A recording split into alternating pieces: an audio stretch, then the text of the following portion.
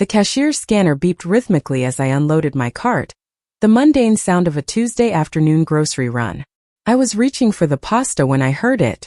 A laugh I'd know anywhere, the kind that starts in the chest and bubbles up with genuine warmth.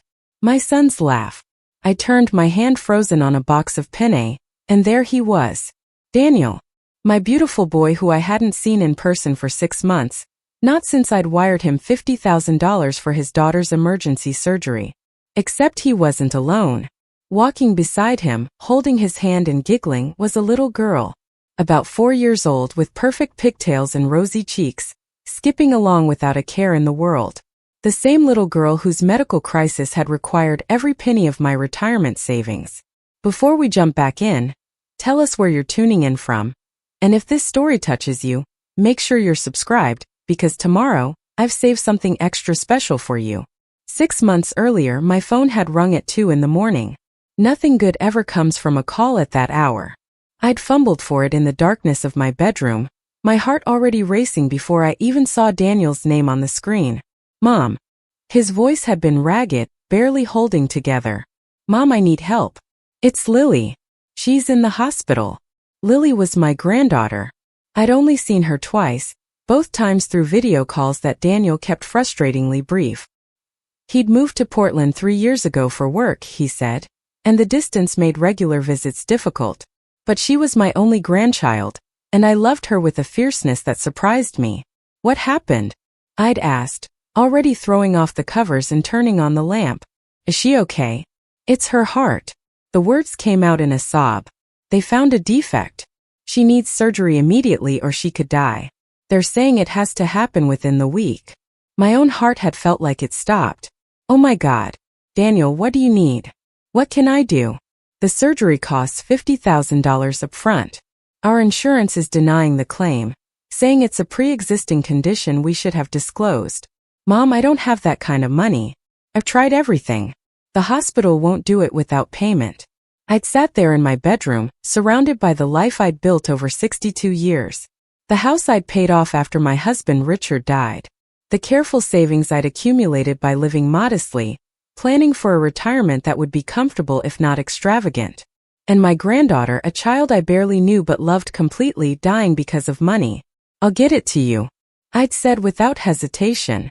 Give me until tomorrow to arrange the transfer. Mom, I can't ask you to do that. You're not asking. I'm telling you. Family takes care of family. That's what your father would have wanted. The next day, I'd gone to my bank and withdrawn $50,000 from my retirement account. The penalties had been steep, and my financial advisor had practically begged me to reconsider, to at least verify the situation first. But how do you verify your own son's desperation? How do you ask for proof when a child's life hangs in the balance? I'd wired the money that afternoon. Daniel had called me crying, thanking me, promising he'd pay me back somehow. The surgery was scheduled for that Friday, he'd said. He'd call me after with updates. Friday came and went. I didn't hear from him. I told myself he was exhausted, overwhelmed with hospital vigils and medical decisions. Saturday I sent a text asking how Lily was doing. He responded briefly that she was in recovery, things had gone well, but it was touch and go. Sunday brought silence. Monday I tried calling but it went to voicemail. For weeks I'd worried, my imagination conjuring every possible complication. Then, finally, a month after the surgery, Daniel had video called. Lily had been in the frame for maybe 30 seconds, looking perfectly healthy, before Daniel said she was tired and needed to rest. The calls after that became shorter, more sporadic. Always an excuse why I couldn't talk to Lily for long. She was napping. She was at a friend's house. She was doing homework. I'd accepted it because what choice did I have? I told myself that Daniel was being protective, that the surgery had traumatized him and he was struggling to cope.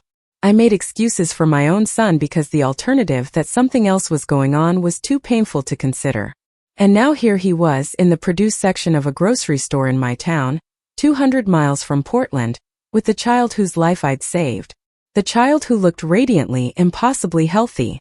No surgical scars visible on her chest, though of course they might be hidden under her shirt. No pallor of recent illness.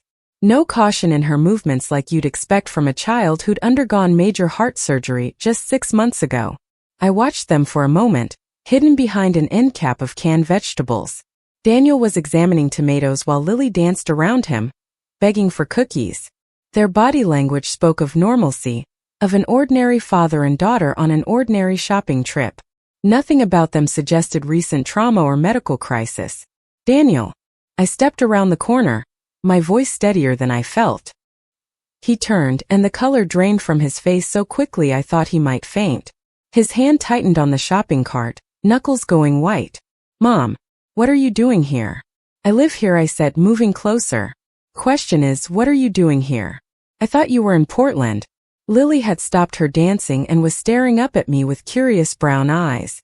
She was even prettier up close, with Daniel's dimples and what I assumed was her mother's delicate features. We're just visiting.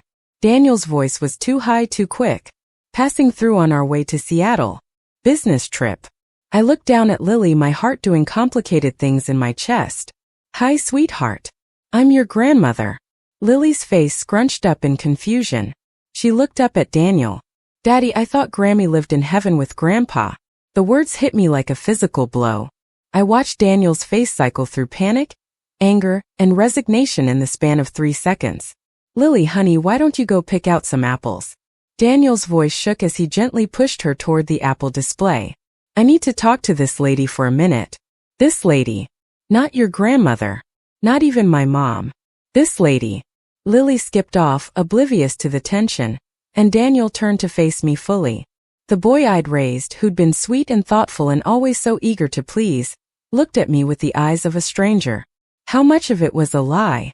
I asked quietly. The surgery? The insurance denial? All of it. He couldn't meet my eyes. Mom, it's complicated. $50,000, Daniel. My entire retirement savings. I gave you everything because I thought my granddaughter was dying. I pointed at Lily, who was carefully examining each apple like she was selecting jewels. Does she even know who I am? Daniel's jaw worked, but no sound came out. That was answer enough. The grocery store suddenly felt too bright, too loud. The fluorescent lights hummed overhead, and somewhere a child was crying for candy, and my world was tilting on its axis because my son, my only child, had stolen from me. Not borrowed.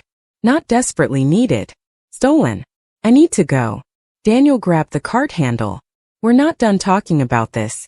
His eyes flashed with something that might have been guilt or might have been anger. What do you want me to say? That I'm sorry? That I made a mistake? Would that give you your money back? I want the truth. My voice rose slightly, drawing looks from other shoppers. I want to know why my son looked me in the eye and lied about his daughter dying. Daniel glanced at Lily, who was now juggling 2 apples and giggling at her own game.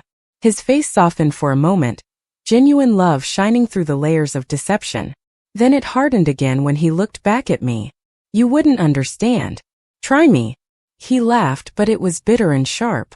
You with your paid-off house and your comfortable life. You've never struggled a day since Dad died. That insurance money set you up nice. So this is about the life insurance? About money you thought you deserved? Daniel's face flushed red. I deserved something. 28 years of being the perfect son, playing by all your rules, living up to Dad's memory. And what did I get? A handshake at graduation and good luck figuring it out on your own. I put you through college. I helped with your first apartment deposit. I never once made you feel like you owed me anything. Exactly. He leaned closer, his voice dropping to a harsh whisper. You gave me just enough to get by, but never enough to actually build something. Never enough to feel secure. Do you know what it's like to watch your friends' parents hand them down payments for houses while I'm scraping together rent? I stared at him, this man I'd raised, and realized I was looking at someone I didn't know. Someone who measured love in dollar signs and kept score of perceived slights from childhood. So you lied about Lily being sick.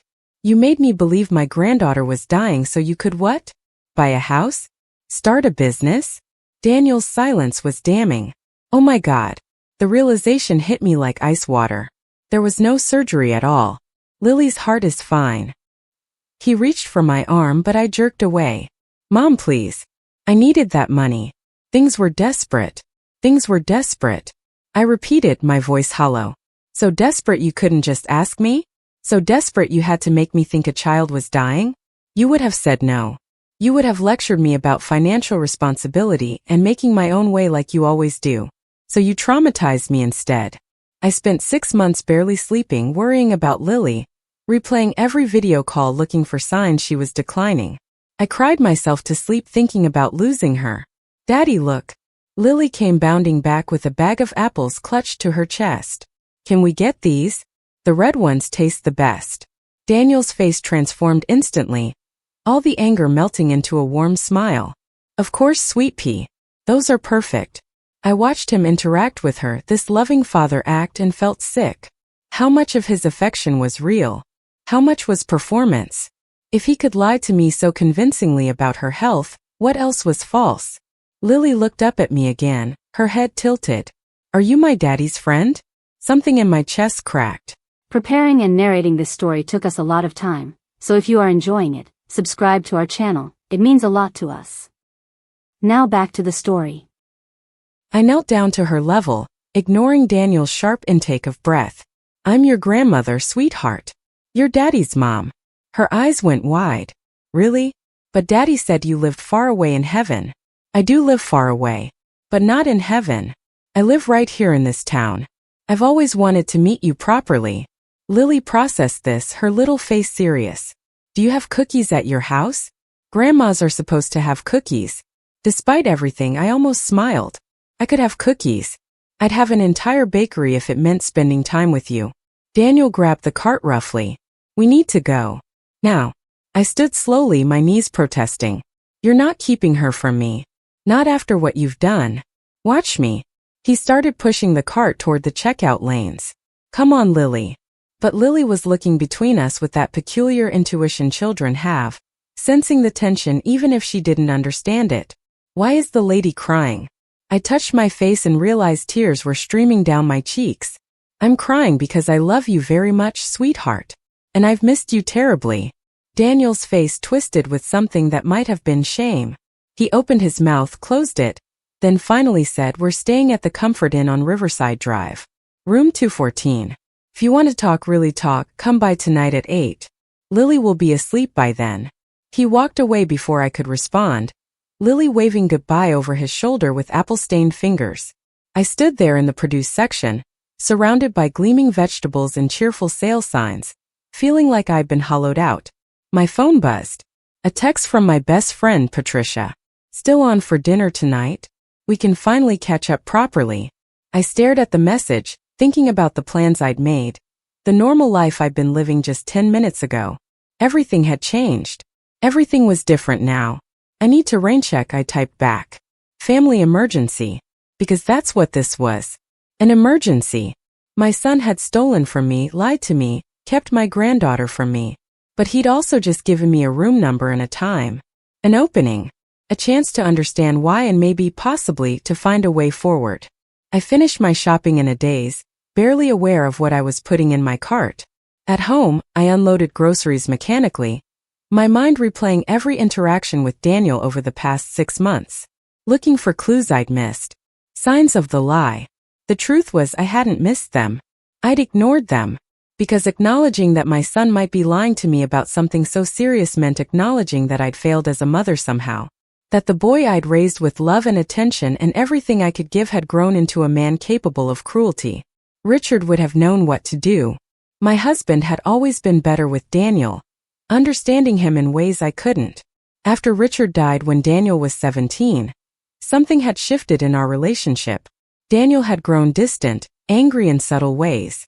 I'd attributed it to grief, giving him space to process the loss of his father. Maybe I'd given him too much space. Maybe in trying not to smother him, I'd abandoned him. Or maybe a darker voice whispered in my head, some people are just selfish regardless of how they're raised. At 7:30, I drove to the Comfort Inn. The parking lot was half full, rental cars and family vehicles with out-of-state plates. I sat in my car for 10 minutes watching people come and go, working up the courage to face whatever truth waited in room 214. At exactly 8 o'clock, I knocked on the door. Daniel opened it immediately like he'd been standing there waiting. He'd changed clothes, traded his grocery store casual for nicer pants and a button-down shirt. Like this was a business meeting instead of a confrontation with the mother he'd defrauded. Come in. His voice was flat, carefully neutral. The room was standard hotel fare. 2 double beds. One clearly for Lily with her stuffed animals arranged carefully on the pillow. A small table by the window. The television playing quietly, some nature documentary about ocean life. She's really asleep? I asked, glancing at the bathroom door. Out cold. She had a busy day. Daniel gestured to the table. Sit, please. We sat across from each other like adversaries instead of family. The silence stretched until it became unbearable. Tell me everything, I said finally. From the beginning. The real story. Daniel leaned back in his chair, his face unreadable in the dim lamplight. Where do you even want me to start? Start with whether Lily was ever sick at all. He shook his head. She's perfectly healthy. Never had a heart problem in her life. The confirmation hurt even though I'd already known. Hearing him say it out loud made it real. So the late-night call, the desperate story, all of it was planned? Plan makes it sound calculated. Daniel rubbed his face tiredly. I was desperate, Mom. That part was true. Desperate for what? What was so important that you'd lie about your daughter dying? He stood abruptly, pacing to the window and staring out at the parking lot. I was in debt. Serious debt. The kind where men show up at your door making threats. What kind of debt? Gambling. His voice was barely audible. I got in over my head at the casinos. Started small just for fun, then kept chasing losses. Before I knew it, I owed $45,000 to people who don't take excuses for payment. The pieces started falling into place, creating a picture I didn't want to see. So you lied about Lily to pay off gambling debts. I needed the money fast. The threats were getting serious. They knew where Lily went to preschool, Mom. They knew our address, our schedule. I was terrified they'd hurt her to get to me. So you hurt me instead. Daniel flinched. It wasn't like that. Then what was it like? I stood up, my voice rising. Explain to me how making your mother believe her granddaughter was dying wasn't hurting me. I thought if you knew the truth you wouldn't help. He turned to face me, his eyes red-rimmed. I knew you'd lecture me about gambling being irresponsible. You'd tell me I got myself into the mess and I needed to get myself out. Just like you always do. When have I ever refused to help you when you really needed it? Every time I've asked. His voice turned sharp. When I needed help with my car payment after I lost my job, you sent me articles about budgeting. When I asked for help with moving costs, you told me to downsize instead. You've always had this way of helping without actually helping, making it about teaching me lessons instead of just being there. I opened my mouth to argue, then closed it. Because there was truth in his words, even if the conclusion he'd drawn from them was wrong. I'd been trying to teach him independence, but he'd experienced it as rejection. So you decided to manipulate me into giving you money by exploiting my love for Lily. It worked, didn't it? He laughed bitterly. The second I said your granddaughter was sick, you didn't hesitate. No questions about my budgeting. No lectures about responsibility. Just immediate help. That's all I ever wanted, Mom. For you to just help without making me feel like I was failing. I sank back into the chair, feeling decades older than I had that morning. You don't understand what you've done. Those $50,000 weren't just money. That was my security. My retirement. My ability to take care of myself as I age. I'll pay you back. With what? More gambling winnings? I've stopped. His voice was fierce. The debt is paid. I'm in counseling. I haven't placed a bet since I paid off those men. But you also haven't told me the truth. For 6 months you've maintained this lie, letting me think Lily was recovering from major surgery. If I hadn't run into you today, how long would you have kept it going? Daniel had no answer for that. We sat in the heavy silence, the television's quiet narration about whale songs filling the void between us. Is Lily even living in Portland? I asked suddenly. Or was that a lie too? We're in Portland. That part's real. I have a job as a warehouse supervisor. Pays okay. And her mother? You've never mentioned her. Never once explained why Lily doesn't have a mom in her life. Daniel's face closed off. That's not relevant. I'm asking for the truth. All of it. No more lies. He was quiet for so long I thought he wouldn't answer. Then quietly, Sarah died when Lily was 6 months old. Drug overdose. The room felt like it was shrinking. Oh, Daniel. I'm so sorry. We weren't married. Barely together, really. Sarah struggled with addiction our entire relationship. I thought when Lily was born she'd clean up, but it got worse. I came home one day and found her gone. Lily was in her crib, screaming, hungry. She'd been alone for 6 hours. Why didn't you tell me? Why did you let me think everything was fine? As I was ashamed. His voice cracked. Ashamed that I'd gotten someone pregnant who wasn't stable. Ashamed that I couldn't help Sarah. Ashamed that I was raising a daughter alone and barely holding it together. You've always had such high standards, Mom. Such clear ideas about how things should be done. I couldn't face your disappointment. I stood and walked to where he stood by the window. Looking at him, I saw not the man who'd lied to me, but the boy who'd lost his father too young. The teenager who tried so hard to be strong when his world fell apart. The young man who'd been struggling alone because he thought asking for help was admitting defeat. Daniel, I said softly. I was never disappointed in you. I was always so proud. His shoulders started shaking and then he was crying. Deep, wrenching sobs that came from years of held-back pain. I pulled him into my arms like he was 5 years old again, and he folded into me, this grown man who was still my child. I'm sorry, Mom. I'm so sorry. I was so scared and so desperate and I didn't know what else to do. I held him while he cried, my own tears falling silently. We stood there in that hotel room, surrounded by the wreckage of our relationship, and I understood something crucial. Daniel had made terrible choices. He'd hurt me deeply. But he'd done it from a place of pain and fear, not malice. When his sobs finally subsided, I guided him back to the chairs. We need to figure out how to fix this. There's no fixing what I did. There's always a path forward. It might not be easy, and it won't erase what happened, but we're family. That means we don't give up on each other. Daniel wiped his face with the back of his hand. I don't deserve your forgiveness. Maybe not right now. But that doesn't mean we can't work toward a place where trust can be rebuilt. I paused, choosing my words carefully. But Daniel, there have to be conditions. Real changes. What kind of conditions? First, you continue with the counseling. Not just for the gambling, but for everything. The grief you never processed, the shame you've been carrying, all of it. He nodded. Already doing that. Second, I want to be part of Lily's life. Really part of it. Regular video calls, visits, holidays. I've missed enough of her childhood. I want that too. I never wanted to keep her from you. I just didn't know how to let you in without revealing everything. Third, I held his gaze. You pay me back. Not all at once. I understand that's not realistic. But we set up a payment plan. Something manageable that proves you're serious about making this right. How much? As much as you can afford. Even if it's just $100 a month. I need to see that you value what I sacrifice for you. I can do $200. He said it quickly, firmly. I'll cut back on everything else, but I can do $200 a month. Then that's what we'll do. I reached across the table and took his hand. This isn't going to be easy, Daniel. I'm hurt, deeply hurt. Trust takes time to rebuild. But I'm willing to try if you are. He squeezed my hand. I'll prove it to you, Mom. I swear. I'll spend the rest of my life proving I can be better than this. A small sound from the bed made us both turn. Lily was sitting up, rubbing her eyes, her hair mussed from sleep. Daddy? I heard crying.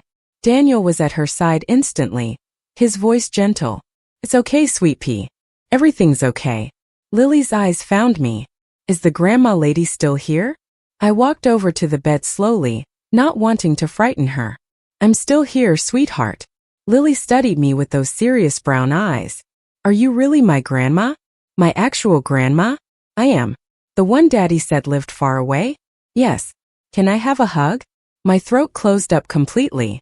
I knelt by the bed and opened my arms, and this little girl I barely knew launched herself into them.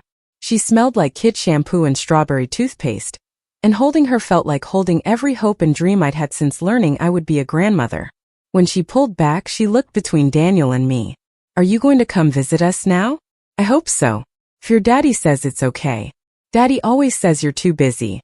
Lily's innocent observation hung in the air like an accusation.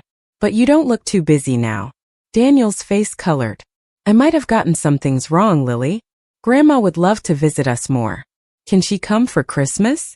Lily's excitement was pure and unguarded. I want to show her my room and my toys and my school. I would love that.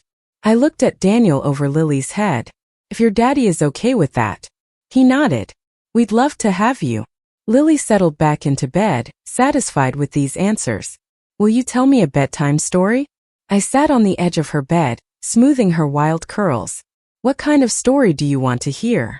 One about you when you were little like me. So I told her about growing up on a farm, about the horse I'd loved, about learning to bake pies with my grandmother. Simple stories from a simpler time. Daniel sat in the chair nearby, listening to me spin tales from my childhood, and gradually the tension in the room eased. When Lily's breathing evened out in sleep, I stood carefully and moved toward the door. Daniel followed me out into the hallway, pulling the door almost closed behind us. Thank you. He said it simply. For giving me a chance. Don't make me regret it. I won't. He pulled out his phone. Here. I want to show you something. He pulled up his banking app and showed me his account balance. Then he opened his budgeting app, showing me spreadsheets of income and expenses, payment plans for debts, savings goals. The detailed organization of someone seriously trying to get their life together. I started this 3 months ago.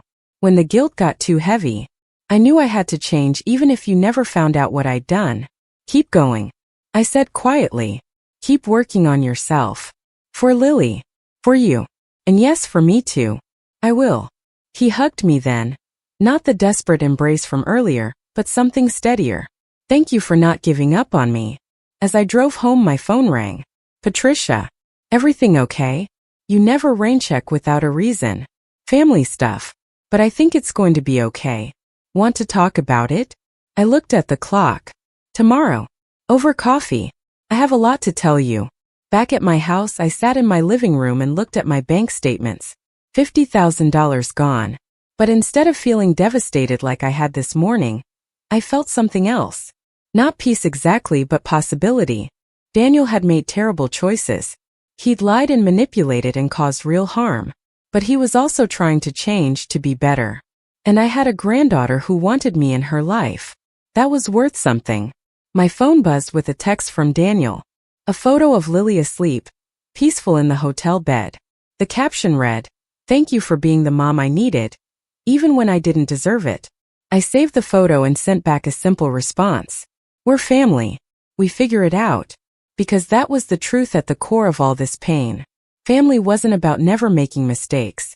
It was about choosing again and again to show up and do the hard work of loving each other through the mistakes. The next morning, I woke to a notification. $200 had been deposited in my account with the memo, "First payment." I'll never stop trying to make this right. It would take years to repay the money, longer still to rebuild the trust. But as I looked at that payment, that first step toward redemption, I felt something I hadn't felt in months. Hope. 3 weeks later, Daniel and Lily came to visit. Properly this time, planned and anticipated. I'd prepared the guest room with sheets I'd bought just for them. I'd stocked the pantry with Lily's favorite snacks, which Daniel had texted me about. And yes, I'd baked cookies. 'Cause Lily was right.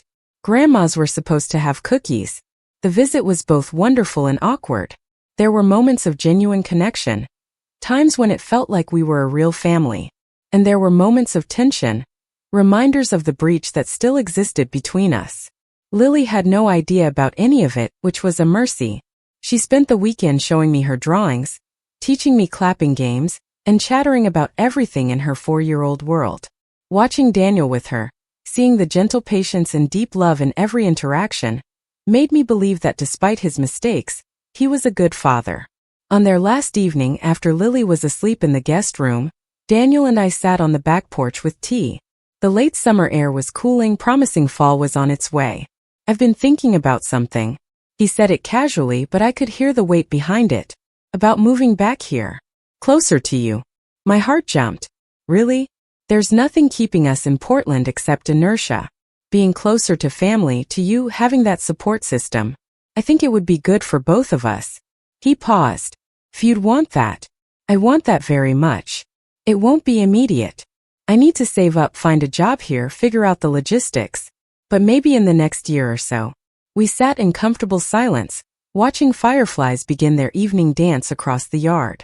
A year ago, if someone had told me my son would steal $50,000 from me, I would have said I'd never forgive him. that some betrayals were too deep to overcome. But sitting there, planning a future where my son and granddaughter would be part of my daily life, I understood something about forgiveness. It wasn't about forgetting or excusing. It was about choosing to believe that people could change, that mistakes didn't define us forever, that love could be stronger than hurt. Mom, Daniel's voice was quiet. Do you think Dad would be disappointed in me? The question surprised me. I thought carefully before answering. Your father struggled with his own demons. He wasn't perfect either, though we've both idealized him since he died. He paused, then continued gently. I think he'd be proud that you faced your mistakes and are working to fix them. That takes more courage than never messing up in the first place. Daniel wiped at his eyes. I miss him. Me too. Every day. The first payment is good. But it's not just about the money, is it? No. It's about showing me you're serious about change. About rebuilding trust through consistent action over time. How long do you think it will take? For you to trust me again? I don't know. There's no timeline for this kind of healing. But every honest conversation we have, every promise you keep, every moment you show up as the man you're capable of being, we get a little closer. I can live with that. Good. Because that's all any of us can do. Show up, do the work, and hope it's enough. Inside, Lily called out in her sleep, a nonsense word followed by quiet again. Daniel stood to check on her, and I watched him go, this complicated man who was my son. Flawed, yes, but trying. And maybe that was all any parent could hope for in the end. 6 months after that first grocery store encounter, I received an envelope in the mail. Inside was a check for $200 as always, but also a letter written in Lily's careful, wobbly handwriting. Dear Grandma, thank you for being my grandma. I love when you visit. I love your cookies. I love your hugs. I love you. Love, Lily. Below it, in Daniel's handwriting, was a note. We've been approved for an apartment here. Moving date is September 1st. Can't wait to be closer to you. This time I'm getting it right. I put the letter on my refrigerator, held in place by a magnet Lily had made me, a painted handprint with her name written across the palm. Looking at it, at this evidence of a future we were building together, I felt something I hadn't felt in a long time. Not just hope, certainty, that we would be okay. That family, with all its complications and hurts and betrayals, was worth fighting for. That love, real love, wasn't about perfection. It was about choosing each other again and again, through all the messy, painful, beautiful moments that made up a life. My phone buzzed. A text from Daniel. Lily wants to know if you can come to her pre-K graduation next month. Front row seat reserved for the world's best grandma. I'll be there. I typed back. Wouldn't miss it for the world. Because that was the truth. Whatever had been broken between us, whatever trust had been shattered, we were building something new from the pieces. Something that acknowledged the pain while refusing to be defined by it. I thought about that moment in the grocery store.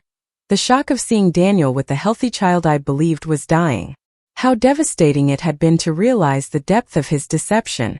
If someone had told me then that 6 months later I'd be planning for him to move closer, that we'd be rebuilding our relationship, I wouldn't have believed them.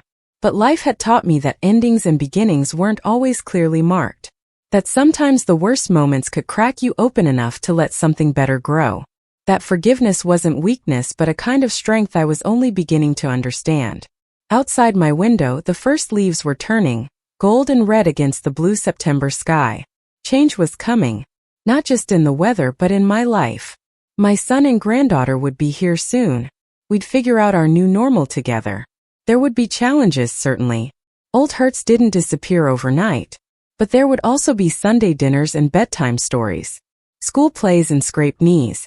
Birthday parties and ordinary Tuesdays. All the small moments that make up a family. I pulled out my calendar and wrote on September 1st in bold red letters, Daniel and Lily moved to town. New chapter begins. Then I closed the calendar and smiled. Because sometimes when everything falls apart, you get the chance to rebuild it better. Stronger. More honest. And that, I was learning, was a gift I hadn't known I needed. The grocery store encounter that had shattered my world had also, in its way, saved it. By forcing the truth into the light, by demanding honesty where there had been only lies, it had given us a chance to start over. To do it right this time. And that was worth more than $50,000. It was worth everything. The moving truck arrived on September 1st at exactly 9 in the morning. I'd been awake since 5, cleaning rooms that were already spotless, rearranging furniture that didn't need rearranging, doing anything to keep my hands busy and my mind from spinning with anxious thoughts. Patricia had come over the night before to help me set up Lily's room, bringing fresh flowers and the kind of calm presence that comes from 40 years of friendship. "You're allowed to be nervous," she'd said, watching me fold and refold the same towel 3 times. "This is a big deal. What if it doesn't work out?" I'd asked, voicing the fear that had been growing steadily over the past month. What if having them close just makes everything harder? Patricia had taken the towel from my hands and set it firmly on the counter. "Then you'll figure it out. That's what you do, Margaret. You figure things out." Now, watching Daniel emerge from the truck's cab with Lily bouncing excitedly beside him, I felt that nervous energy transform into something else. Anticipation mixed with determination. This was happening. My family was here, and we were going to make it work because the alternative was unacceptable. "Grandma!" Lily came running across the lawn, her purple backpack bouncing against her shoulders. "We're here. We really live here now." I caught her in a hug, breathing in the scent of the strawberry shampoo that had become so familiar over the past months of visits. "You really do. Welcome home, sweetheart." Daniel approached more slowly, looking tired but content. The drive was long, but we made it. He glanced at the modest 2-story house I'd lived in for 30 years. "Thanks again for storing our stuff in your garage last week. Made the move a lot easier." Over the past month, Daniel had made 3 trips down, each time bringing boxes and furniture that I'd helped him stack carefully in my garage. It had been a practical arrangement, but it had also been something more. Practice runs. Chances for us to spend time together, to continue building the bridge between past hurt and future hope. "Let me help you unload." I started toward the truck, but Daniel shook his head. "The movers will handle it. They're just getting coffee. I wanted us to have a few minutes first." He pulled an envelope from his pocket. "This is for you." Inside was a check for $500. "Daniel, this is more than our agreement. I got a signing bonus at the new job. Wanted to put some of it toward what I owe you." His eyes met mine steadily. "Every extra dollar I can manage goes toward making this right." I folded the check carefully and put it in my pocket. The new job was as a logistics coordinator at a medical supply company, a significant step up from his warehouse supervisor position in Portland. Better pay, better benefits, and room for advancement. He'd been nervous about the interview, calling me 3 times the night before to practice his answers. "How does Lily feel about starting a new school?" I asked, watching her examine the flower beds along my front walk. "Excited and scared. You know how kids are." Daniel ran a hand through his hair, a gesture so reminiscent of his father it made my chest ache. "I enrolled her at Riverside Elementary. The same school I went to, actually. Mrs. Patterson is still teaching kindergarten there." "She was your teacher?" Daniel's face lit up with genuine pleasure. "Really? Man, she must be ancient by now. She's 72 and sharper than people half her age. I see her at the library sometimes. I might have mentioned that my granddaughter would be in her class this fall." "Mom." Daniel's voice held affectionate exasperation. "You didn't have to pull strings." "I didn't pull anything. I simply informed an old friend that she'd have the pleasure of teaching a very special little girl. What she does with that information is entirely up to her."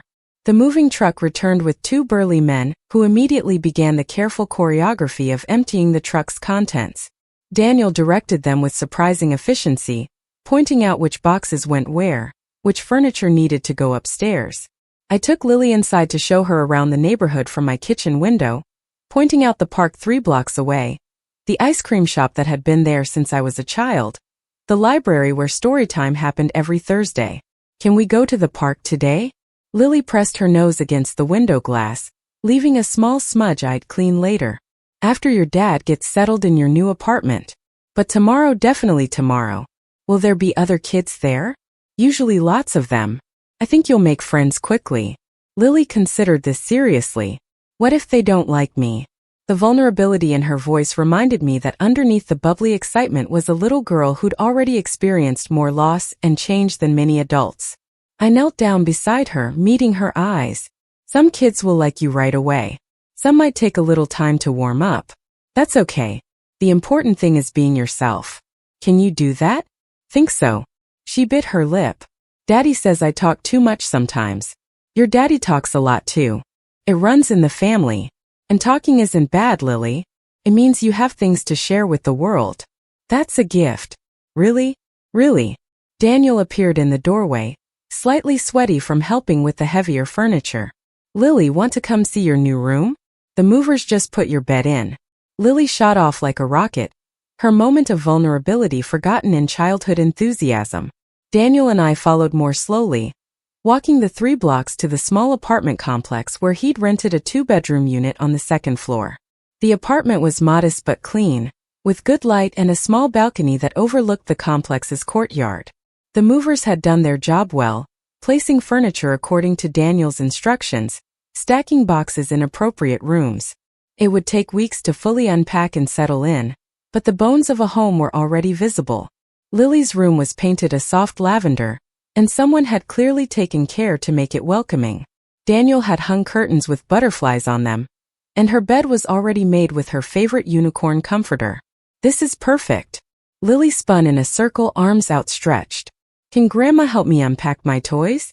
If she wants to. Daniel looked at me questioningly. I'd love to. We spent the next 3 hours transforming cardboard boxes into a living space.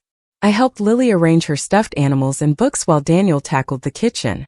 At some point, Patricia showed up with sandwiches and cold drinks, her usual perfect timing making me grateful for her friendship all over again. You must be Daniel. Patricia extended her hand with her characteristic warmth. I've heard a lot about you. Daniel shook her hand, and I caught the slight tension in his shoulders, wondering probably what exactly Patricia had heard. The truth was I told her everything. Patricia had been my rock through the initial devastation, through the slow rebuilding, through all the complicated emotions that came with forgiving someone who'd hurt you deeply. All good things, I promise. Patricia winked at me. Well, mostly good things. Margaret has a strict policy against completely whitewashing people's mistakes. Daniel relaxed slightly, appreciating the honesty. I'm working on being worthy of the good things. We ate lunch on Daniel's small balcony, Lily chattering about her new room, her new school, her new life. The sun was warm, and for a moment, everything felt normal. Easy. Like we were just a regular family sharing a regular day. After lunch, Patricia headed home, and I helped Daniel unpack his kitchen essentials. We worked in comfortable silence, broken occasionally by Lily's songs drifting from her room where she was arranging and rearranging her toy horses. I have something I want to talk to you about. Daniel said it carefully, like he was approaching a skittish animal. About the money I owe you. You're already paying me back. More than we agreed on, actually. I know. But I did the math. At $500 a month, it would take me over 8 years to pay you back completely. That's too long. You'll be 70 by then. Daniel, I'm not worried about the timeline. I'm more concerned about you being able to actually afford life while paying me back. He set down the box he'd been unpacking and turned to face me fully. I talked to a financial advisor. Someone my company provides access to as part of the benefits package. She helped me create a plan. Okay. I'm setting up an automatic transfer to you. $750 a month. It's aggressive, but it's manageable with my new salary. That cuts the payback time to about 5.5 years. Daniel, that's a lot of money. What about emergencies? What about Lily's needs? That's factored in. I have an emergency fund building separately, and Lily's needs are covered in the budget. He pulled out his phone and showed me spreadsheets that were even more detailed than the ones he'd shown me months ago. Color-coded categories, projections, savings goals. When did you become so organized? When I realized that being disorganized almost cost me everything that mattered. He looked at me earnestly. I need to do this, Mom. I need to pay you back as quickly as I reasonably can. Not just for you, but for me. So I can look at myself in the mirror and know I'm making it right. I studied his face, seeing the determination there. The same stubborn streak his father had possessed, but channeled now towards something constructive instead of self-destructive. Okay. $750 a month. But if anything comes up, if Lily needs something or there's an emergency, you tell me. We adjust if we need to. Deal. We sealed it with a handshake, formal and slightly ridiculous in the middle of his half-unpacked kitchen. Lily wandered in, took one look at us, and giggled. Why are you shaking hands? Your family. Out of the mouths of children. Sometimes family does business together, I explained. We're making an agreement. About what? About me being a responsible adult. Daniel scooped her up, making her shriek with laughter. Speaking of which, how do you feel about helping me build your new bookshelf? The afternoon melted into evening. I stayed longer than I'd planned, unable to pull myself away from the warmth of being needed. Daniel struggled with furniture assembly, while I supervised Lily's hand washing before dinner. We ordered pizza because none of us had the energy to cook, eating it straight from the box while sitting on Daniel's new couch. This feels right. Daniel said it quietly, more to himself than to us, but I heard it. Being here. Starting over properly. I didn't respond, just squeezed his hand briefly. Some things didn't need words. At 8:30, Lily was drooping, exhausted from excitement and activity. Daniel carried her to her new room for the first night's sleep in their new home. I hung back, giving them privacy for bedtime rituals, but I could hear his soft voice reading her a story through the thin walls. When he emerged 20 minutes later, he found me washing the pizza plates in his sink. You don't have to do that. I know, but I wanted to. He joined me, drying as I washed. Another small moment of domestic normalcy that felt precious because of how hard one it was. Thank you for today. For being here. For helping make this feel less scary. It's scary for you? Terrifying. What if I mess this up? What if being close to you makes it harder for both of us? What if Lily has a hard time adjusting and I can't help her? I handed him the last plate. Then we figure it out together. That's what family does. Even when one member of the family catastrophically betrayed the other's trust. The bluntness of it surprised me. We danced around the reality of what had happened for months, using softer language. Mistakes. Poor choices. This was the first time Daniel had used the word betrayal. Even then, I dried my hands on a dish towel, choosing my words carefully. What you did was a betrayal. That's the truth, and pretending otherwise doesn't help anyone. But people aren't just their worst moments, Daniel. You're also the man who works 2 jobs to make things right. Who goes to counseling every week. Who's building a real life for his daughter. Both things can be true. How do you do that? Hold both the hurt and the forgiveness at the same time? I don't know that I've figured it out completely. Some days are easier than others.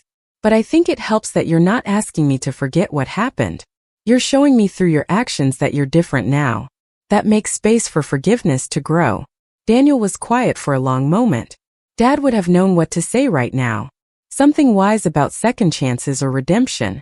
Your father struggled with his own demons. I've never told you this, but he had a gambling problem too. Years before you were born. It nearly destroyed us. Daniel's head snapped up. What? I moved to his small living room and sank onto the couch. I think it's time you knew the whole truth about your father. He wasn't perfect, Daniel. He made mistakes that hurt me deeply. I told him things I'd kept secret for over 3 decades. About Richard's gambling in his 20s. About the debt collectors who'd called our home. About the lies he'd told me, the money he'd hidden, the betrayals that had nearly ended our marriage before it really began. How did you get past it? Daniel's voice was barely audible. Counseling. Brutal honesty. A joint bank account he had no access to until he'd proven himself trustworthy again. It took 3 years before I could fully trust him with money. And there was always a part of me, even decades later, that stayed slightly vigilant. But you stayed together. You were happy. We were. But happiness wasn't about forgetting what happened. It was about him doing the work to change and me doing the work to believe that change was real. Some days were harder than others. Why didn't you ever tell me this? I wanted you to have good memories of your father. After he died, it felt wrong to complicate those memories with his past struggles.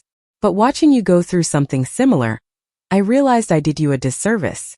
You needed to know that struggling doesn't make you uniquely flawed. It makes you human. Daniel's eyes were wet. All this time I thought I was the disappointment. The one who couldn't live up to his legacy. Your father's legacy wasn't perfection. It was perseverance. It was facing his mistakes and choosing to be better. You're honoring him by doing the same thing. We talked until nearly midnight, excavating family history I'd kept buried, sharing truths that were painful but necessary. When I finally left, Walking the 3 blocks back to my house under streetlights and stars, I felt lighter somehow. As if telling Daniel about his father's struggles had released me from carrying them alone. The next morning, I woke to find Lily on my front porch, sitting patiently on the welcome mat with her backpack beside her. I opened the door in my bathrobe, alarmed. "Lily, what are you doing here? Does your dad know where you are? He said you live 3 blocks away." She pointed down the street. I counted them. 1, 2, 3. "See, I found you. Sweetheart, you can't just walk to my house alone. You're 4 years old." I ushered her inside quickly, already reaching for my phone to call Daniel. "Almost 5. She corrected me seriously. "And Daddy knows. He said I could come visit if I was careful at the streets." My call to Daniel went to voicemail. I tried twice more before finally texting him. "Lily is here. Please call me." 5 minutes later, my phone rang. "Sorry, I was in the shower. Is everything okay? Lily walked here by herself." "Daniel, she's 4 years old. What were you thinking?" There was a pause. "She told you I said she could?" "Yes. I absolutely did not say that. I said maybe later when you're older you can walk to Grandma's house." She must have interpreted that as permission. I looked at Lily, who was examining my bookshelf with studied innocence. "We need to have a conversation about this. I'll be right there."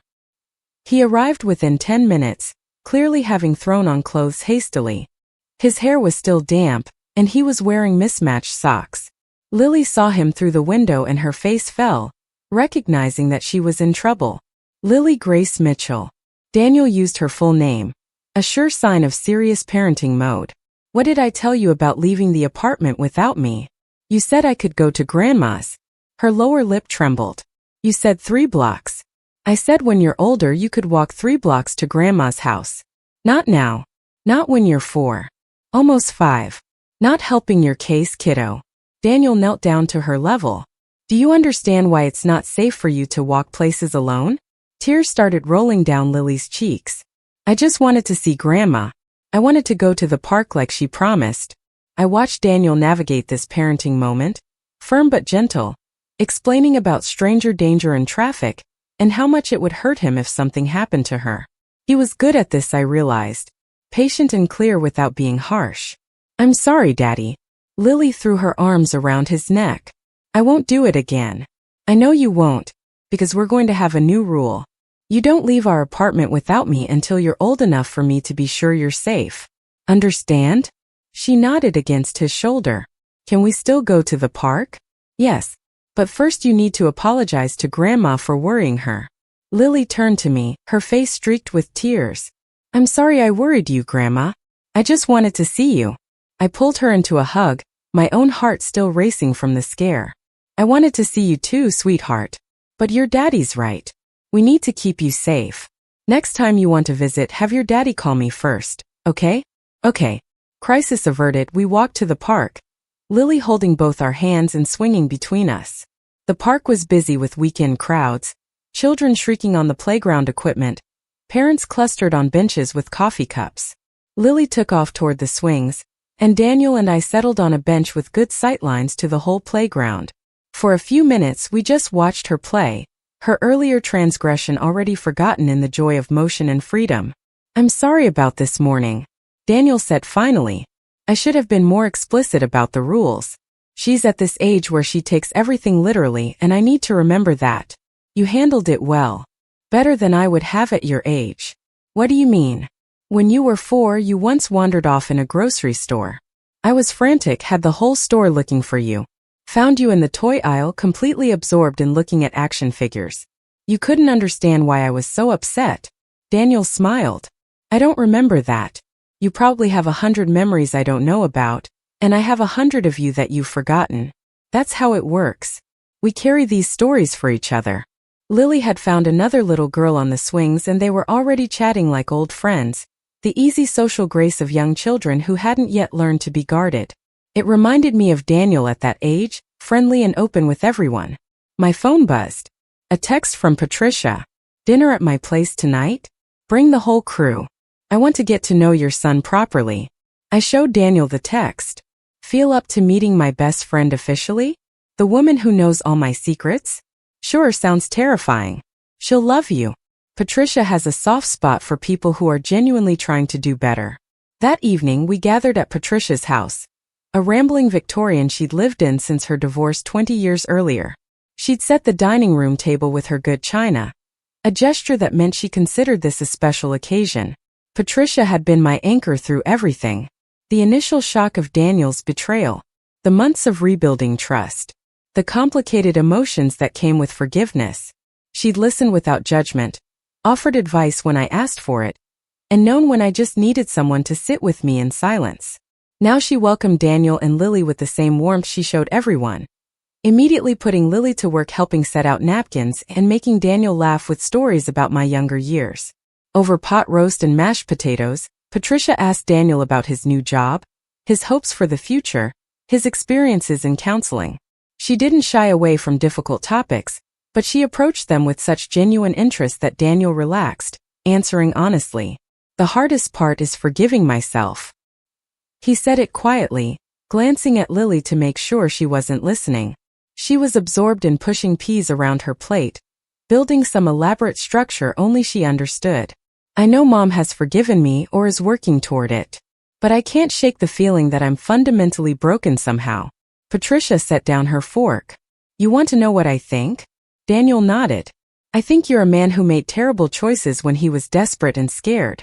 I think those choices revealed something about where you were developmentally and emotionally, not something inherent about who you are as a person. And I think the fact that you're doing this hard work of change proves you're exactly the opposite of broken. How do you figure? Broken people don't do the work. They make excuses, blame others, refuse to take responsibility. You've done none of those things. You've owned your mistakes completely, you're making concrete amends, and you're building new patterns. That's not broken. That's brave." Daniel's eyes filled with tears. "Thank you. I needed to hear that. We all need mirrors sometimes. People who can reflect back what we can't see in ourselves." Patricia reached over and squeezed his hand. "Your mother loves you fiercely. Never doubt that. But she also has every right to her complicated feelings about what happened." Both things are true. After dinner, Lily helped Patricia with dessert in the kitchen, leaving Daniel and me alone on the back porch. The evening was cooling, summer giving way gradually to fall. "Patricia's intense." Daniel said it with affection, not criticism. "She doesn't believe in wasting time on surface-level conversations. Says life's too short for small talk when you could be having real talk instead. I like her. She likes you too. I could tell." "How?" "She used her good china." That's Patricia code for someone matters. We sat in comfortable silence, listening to Lily's laughter drift from the kitchen. These were the moments I'd imagined during those terrible weeks after Daniel's betrayal. Ordinary family time. Simple connections. Proof that we could still be together without the past poisoning every interaction. "Mom?" Daniel's voice was tentative. "Do you think we're going to be okay?" "Really okay?" I considered the question seriously. "I think we're going to be different than we were before. But different doesn't mean worse. It might actually mean better because we're building something more honest now. No more secrets. No more secrets." I held his gaze. That has to be our foundation going forward. Even when the truth is hard, even when it's uncomfortable, we tell each other. "Deal." "Deal." Patricia appeared with slices of apple pie, still warm from the oven. Lily trailing behind her with chocolate ice cream smeared on her face. We ate dessert watching fireflies begin their nightly ritual. And for the first time since that grocery store encounter, I felt something settle in my chest. Not quite peace. Not yet. But the possibility of it. The hope that we were building something strong enough to hold the weight of our complicated history. As we walked home that night, Lily between us again holding both our hands, she looked up at the stars and asked, "Is this what family feels like?" Daniel and I exchanged glances over her head. "What do you mean, sweet pea?" "Like when everybody loves everybody and nobody has to leave." Her innocent observation carried the weight of her short life. The mother who'd left through death. The instability of constant moves and changing situations. "Yes," I said firmly. "This is exactly what family feels like. And we're going to stay here? In this town with Grandma? We're going to stay." Daniel's voice was solid, sure. "This is home now." Lily nodded, satisfied, and skipped ahead of us down the sidewalk. Daniel and I followed more slowly, giving her space to explore within our sight. Thank you. He said it softly. For giving us this chance. For believing we could be better. You're doing the work. That makes it easy to believe. Even when I mess up. Like this morning with Lily? Especially then. Because you're learning and adjusting and taking parenting seriously. That's all any of us can do. We reached my house first, and Lily ran up the porch steps to hug me goodnight. I breathed in her little girl's smell, grateful beyond words for her presence in my life. See you tomorrow? She asked hopefully. Tomorrow for sure. Maybe we can bake those cookies you wanted. Her squeal of delight made Daniel wince playfully. Way to get her all wound up before bedtime, Mom. That's what grandmothers are for.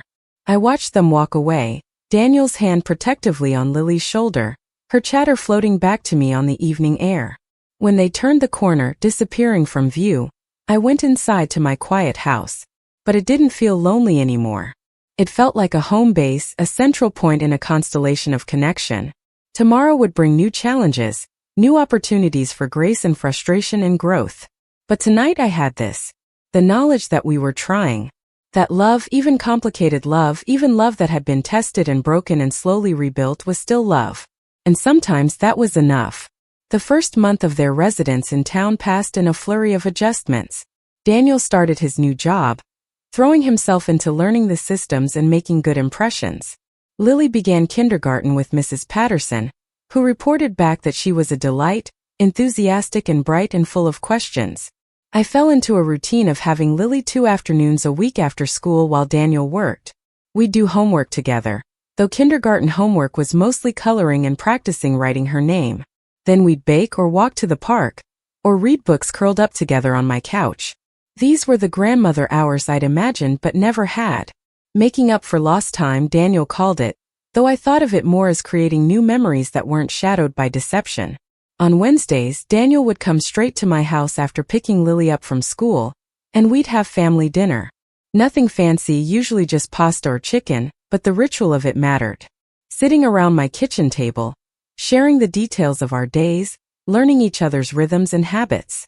It was during one of these dinners that Daniel brought up something that had clearly been weighing on him. I want to take you to one of my counseling sessions. Not every week, but maybe once a month. My therapist thinks it would be helpful for you to see the work I'm doing. I paused in serving salad. You want me in your therapy sessions? Only if you're comfortable. I know it's a lot to ask, but I think it might help you understand where my head is at. And honestly, it might help me too. Having you there as a witness to my progress. I'll think about it. That's all I'm asking. A week later, I found myself sitting in a cozy office with earth-tone walls and comfortable chairs, facing a woman named Dr. Chun who had kind eyes and an air of competent calm. Daniel sat beside me, nervous energy radiating from his body. Daniel has told me a lot about you. Dr. Chun smiled warmly. I'm glad you were open to coming today. I'm interested in understanding his process better. The session was unlike anything I'd experienced. Dr. Chun guided Daniel through talking about his struggles with shame, his fear of repeating his father's mistakes, his determination to break generational patterns. She asked me questions too, about my feelings, my boundaries, my hopes for our relationship. Margaret, what would healing look like for you? Dr. Chen's question was direct but gentle. I considered it carefully, not forgetting what happened, but maybe getting to a place where it doesn't color every interaction, where I can trust Daniel's word without that little voice of doubt in the back of my mind. That voice of doubt is protective. Dr. Chen nodded. It's your psyche's way of keeping you safe. The question is whether it's serving you now or just keeping you stuck in the past. How do I know the difference? When the doubt is based on current behavior, it's protective. When it's based solely on past behavior that's no longer present, it's limiting. She looked between us. Daniel, what do you want from your mother? I want her to believe in me again. His voice cracked. I want to be someone she can count on. And Margaret, do you believe Daniel is becoming that person? I looked at my son, really looked at him. The man who showed up on time, who paid more than he owed, who called when he said he would, who was present and engaged with his daughter. Yes, I do believe that. Then tell him. I turned to Daniel. I believe you're becoming someone I can count on. I see the effort you're putting in. I'm proud of you. Daniel's face crumpled. And then we were both crying in that small office while Dr. Chan passed us tissues and smiled her knowing smile. This was the work. Not dramatic confrontations or grand gestures, but small moments of honesty that built trust one conversation at a time.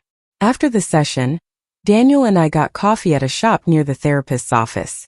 We sat by the window watching people hurry past on the sidewalk, everyone absorbed in their own private dramas.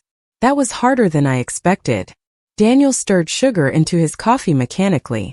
Hearing you say you believe in me, I didn't realize how much I needed that. I meant it. You're doing the work, Daniel.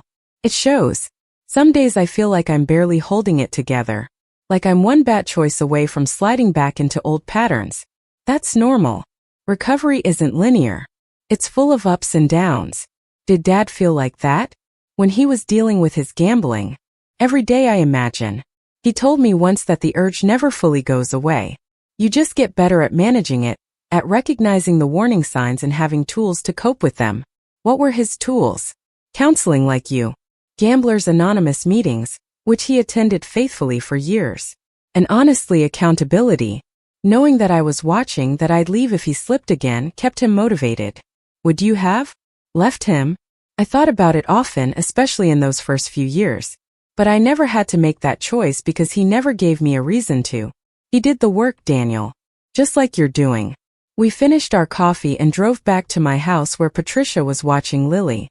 The normalcy of picking up my granddaughter, hearing about her day at school, making dinner together, all of it felt like a gift. That night, after Daniel and Lily had gone home, I sat down with my journal. I'd started keeping one after the initial betrayal, using it to process the complex emotions that came with forgiveness. Now I wrote about the therapy session, about seeing Daniel's vulnerability, about my own growing trust. Trust, I wrote, isn't given. It's earned through consistent action over time. Daniel is earning it. Slowly, steadily, one kept promise at a time. I closed the journal and looked at the calendar on my refrigerator. Lily's kindergarten play was next week. Daniel's 6-month work anniversary the week after that. My 63rd birthday. Coming up in November. Small milestones marking the passage of time. Proof that we were building a life together. The phone rang. Daniel's number. Mom. His voice was strained. I need help. Not money, just advice. Something happened at work today and I don't know how to handle it. Tell me. He explained a situation with his supervisor.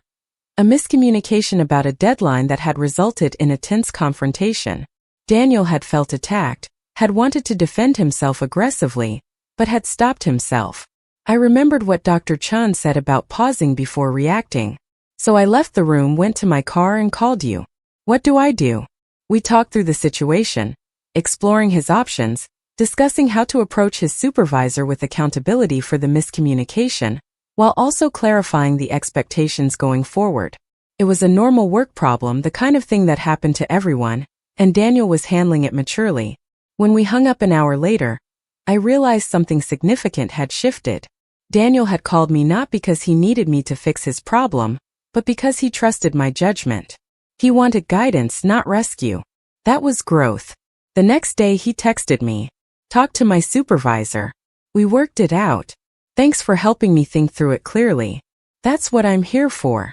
Over the following weeks, I noticed other shifts.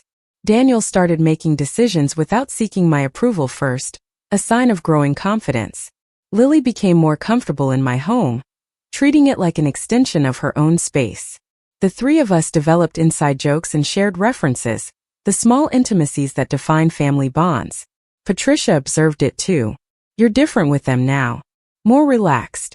I feel different. Like I've stopped waiting for the other shoe to drop. That's trust rebuilding itself. She smiled. It's beautiful to watch. There were still hard moments. Times when Daniel's phone died and he was late picking up Lily, and I felt that familiar spike of anxiety. Times when he had unexpected expenses and I worried he'd ask for more money. But more often than not, those moments resolved themselves without crisis. Daniel would arrive apologetic with a plausible explanation. His expenses would be handled without my intervention. We were becoming, I realized with some wonder, just a regular family with regular problems. Not perfect but functional. Not without history but not defined by it either. The night before Lily's kindergarten play, Daniel invited me to their apartment for dinner. When I arrived, he was in the kitchen wearing an apron, actual cooking smells wafting from the stove. "You're cooking?" I couldn't hide my surprise. "Grandma." Lily ran to hug me. "Daddy's making real food. Not just chicken nuggets." "Hey, I make more than chicken nuggets." Daniel protested, but he was smiling. "Mom, I've been taking a cooking class. Online in the evenings after Lily goes to bed. Figured it was time to expand my culinary repertoire beyond pasta and takeout." I'm impressed. Dinner was simple but competent. Grilled chicken with roasted vegetables and rice. Daniel had even made a salad. We ate at his small dining table, and I watched him interact with Lily, patient when she complained about the vegetables, firm when she tried to leave the table without finishing her milk. After dinner, after Lily was in bed, Daniel pulled out a folder. "I have something to show you." Inside were financial statements, projections, savings goals. All the documentation of a life being carefully managed. "I've paid you $3,700 so far. At this rate, I'll have everything paid back in under 4 years. 3 years if I can maintain the $750 monthly payment without any major setbacks." "Daniel, you don't have to show me all this. I want to. I need you to see that I'm serious, that I'm organized, that I'm not going to suddenly fall apart and leave you stranded again." I looked at the neat spreadsheets, the careful calculations.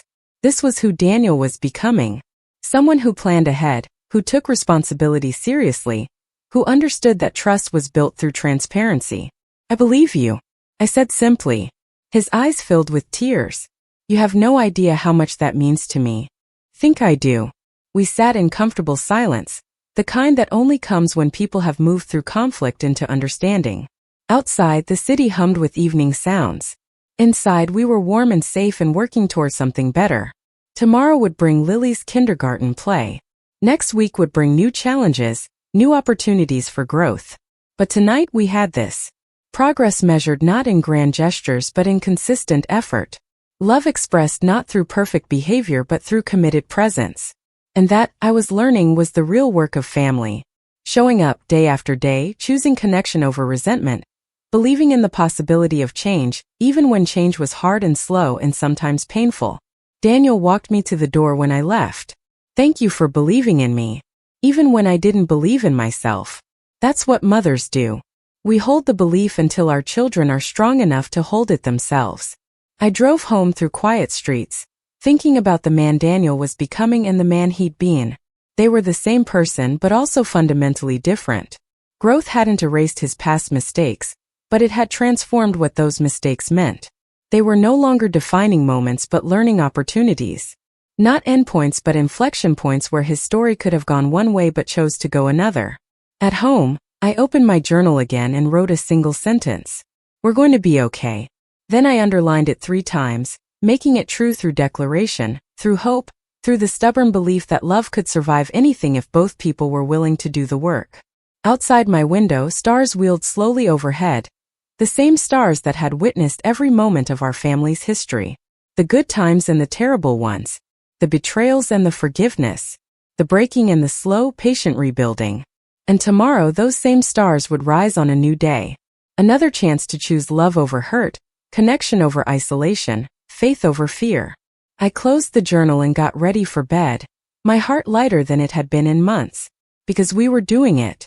Against the odds, despite the pain, we were making our way back to each other. And that was worth everything. 5 years later, I stood in Daniel's living room watching him sign the final payment. $50,000 fully repaid. He handed me the check with steady hands, no shame in his eyes anymore, just quiet pride. "We did it, Mom." Lily, now 9, hugged us both. "Does this mean Daddy's not in trouble anymore?" "Your daddy was never in trouble," I said, meaning it. "He was just finding his way home." Daniel smiled. "Thanks for not giving up on me." I looked at my family, whole and healed. That's what love does. It stays. Up next, you've got 2 more standout stories right on your screen. If this one hit the mark, you won't want to pass these up. Just click and check them out.